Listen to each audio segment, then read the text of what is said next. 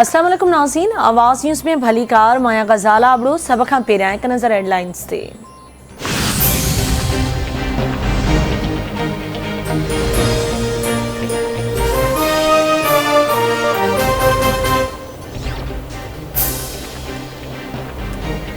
कंहिं भी ताक़त के पाकिस्तान ऐं चीन जा लाॻापा ख़राब करण की इजाज़त न ॾींदासीं। पाकिस्तान कराची में चीनी शहरियुनि ते हमले में मुलविस ज़िम्मेवारनि खे कटहरे में आणण लाइ भरपूर जांच करे रहियो आहे। यकीन आहे त पाकिस्तान ॿिन्ही मुल्कनि विच में सहकार के यकीनी बणाइण लाइ वॾो क़दम खणंदो। चीनी पॾे विज़ार जे तर्जुमान वांग वेनबिन जी प्रेस कॉन्फ्रेंस। संदसि चवणु आहे त पाकिस्तान चीनी शहरियुनि मंसूबनि ऐं तंज़ीमुनि जी सिक्योरिटी मज़बूत करण जो वाइदो कयो आहे। ॿई मुल्क दहशतगर्दनि जा हथ कटण ऐं खेनि कटहरे में आणण जी सलाहियत रखनि था।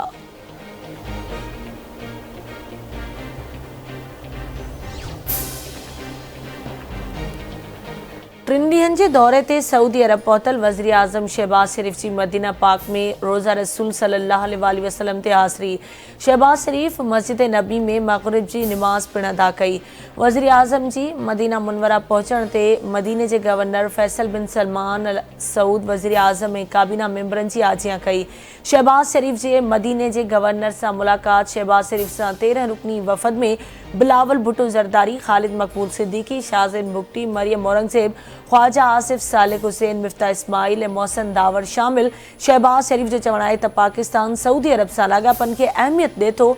दौरे दौरान डिघे मुद्दे वारनि ॿिए तरफ़नि लाॻापनि खे मज़बूत करण ते ॻाल्हियूं थींदियूं। सऊदी अरब हर ॾुखे वक़्त में पाकिस्तान जो साथ ॾिनो आहे।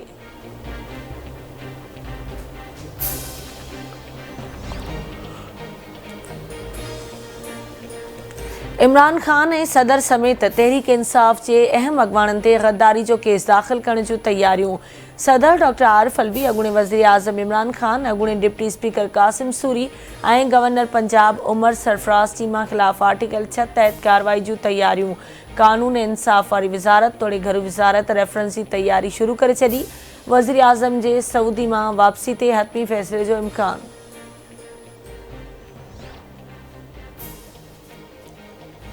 गुडू थर्मल पावर जे 600 मेगावाट में फ़नी ख़राबी सबब 5 यूनिट ट्रिप थी विया।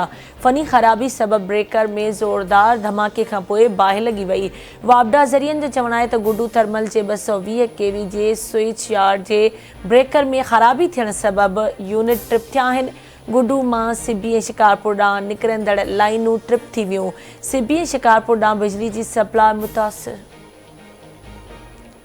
न्यू सईदाबाद में जमाली बिरादरी के माण्हुनि तरफ़ां क़ौमी शाहराह ते हयल धरणो ख़त्म। डीएसपी खैबरानी ऐं डीएसपी उडेरो लाल मक़तूल जे वारसनि सां ॻाल्हियूं करे रोड खोलरायो।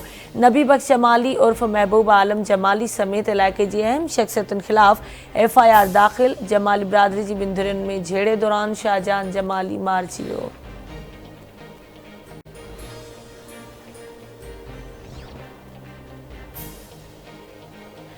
केनशाह वेझो ॻोठ बहादुरपुर में हथियारबंदनि जी फायरिंग में हिकु ॼणो क़तल, हिकु ज़ख़्मी।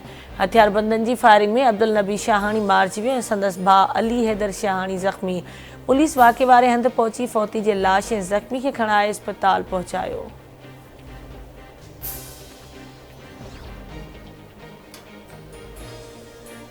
ऐं नवां जतोई वेझो ॻोठ पहलवान खोसो में ज़रई ज़मीन जी मालिकी तां खोसा बिरादरी जी ॿिनि धुरियुनि में झेड़ो, 6 ॼणा ज़ख़्मी। ज़ख़्मियुनि में ग़ुलाम शबीर, मोहम्मद हुसैन, नज़ीर अहमद ऐं ग़ुलाम रसूल खोसो समेत 6 ॼणा शामिल। इस्पताल मुंतक़िल।